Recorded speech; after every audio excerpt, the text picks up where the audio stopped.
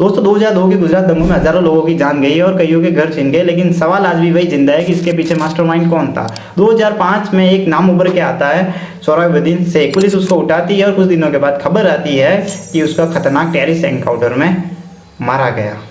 लेकिन दोस्तों कहानी यही खत्म नहीं होती, यहाँ से शुरू होती है। फिर सवाल उठते हैं, क्या ये इनकाउंटर असली था या फिर सोची समझी स्क्रिप्ट। इन्वेस्टिगेशन आगे बढ़ती है और फिर एक नाम आता है सोहराबुद्दीन की पत्नी कौसर बी का, जो इस पूरे केस की सबसे बड़ी विटनेस हो सकती थी, लेकिन अचानक से गायब हो जाती है और फिर रिपोर्ट्स मिलती है कि उसका मर्डर हो गया। फिर कहानी में एक और नाम आता है, तुलसीराम प्रजापति। तुलसीराम प्रजापति कहते हैं कि उस एनकाउंटर के संबंधित गवाह थे, लेकिन 2006 में उनका भी एनकाउंटर हो जाता है। केस में गर्मी बढ़ी तो डोर सीधा सीबीआई के हाथ में, और सीबीआई का सीधा आरोप था कि इस पूरे खेल के पीछे उस वक्त के गुजरात के होम मिनिस्टर अमित शाह का हाथ हो सकता है। अमित शाह को गिरफ्तार किया जाता है, ट्रायल चलते हैं और कई सालों तक कोर्ट की तारीखें चलती रही। वक्त बदलता है, साल आता है 2014, नरेंद्र मोदी देश के प्रधानमंत्री बनते हैं और इधर कोर्ट के केस में नया मोड़ आता है।